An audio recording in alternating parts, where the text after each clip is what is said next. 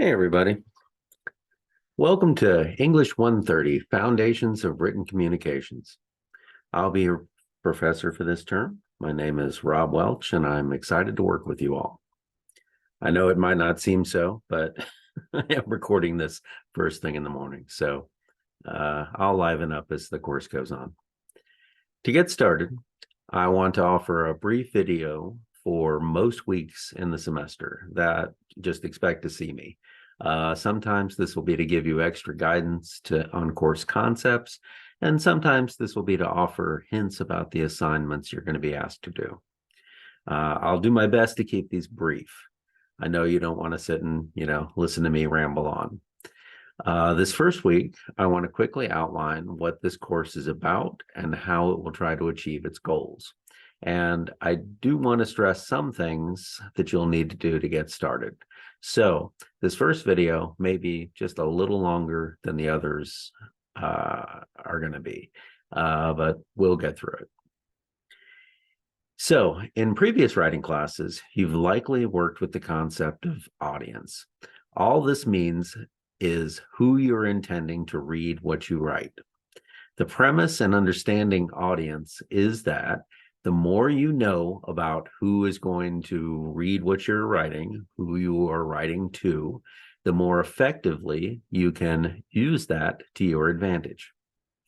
My experience is that the way textbooks often teach audience, it comes across as, I don't know, some sort of mystical or arcane sensation, some way for you to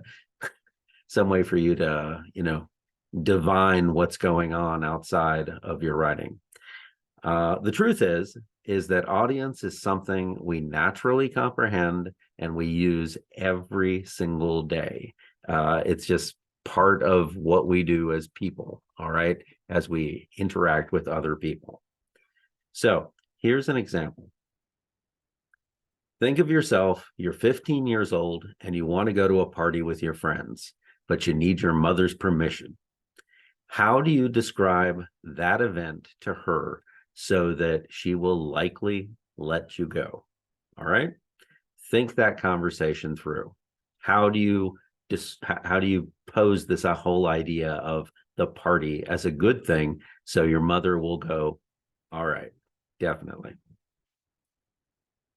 Now, to follow through, you're still 15 and you want to go to that party, but you have an older friend who can drive you.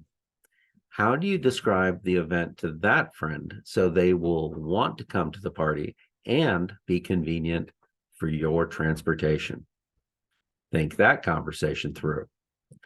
Now, compare the things you said to your mother versus the things you said to your friend.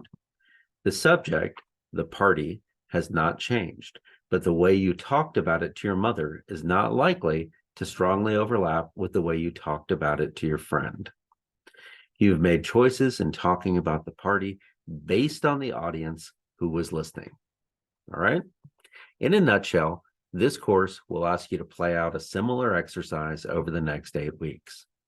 You'll pick a reading to write about, and you'll spend some time composing an essay that talks about the subject in one way, the way a particular audience will be receptive to it. Then you will change audiences and write about the exact same reading in a different way, the way another audience will be receptive to it.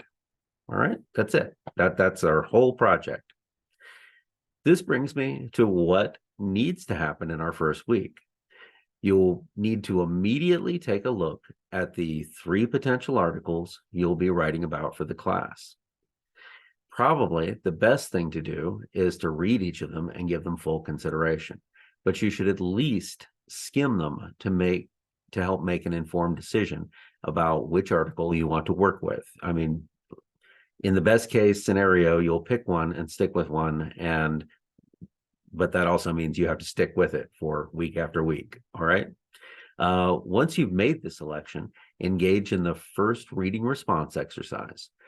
It'll walk you through a set of questions about the article designed to encourage you to really dig into the writing, to think critically about what it is saying and how it's achieving its ends. Now, during the week, I'll have some posts up to help you think about the significance of doing deep reading. All right. In the meantime, the last important thing I need to mention is, since we're just getting started, is how to contact me. All right. If something comes up and you need, if you have questions or if you have problems completing assignments, let me know. All right. And to let me know, you got to, interact. All right. So there are three big ways to do this. You can email me. That's, we all have SNU emails. So mine is posted right on the, about the instructor post announcement on the class. My phone is also posted on there.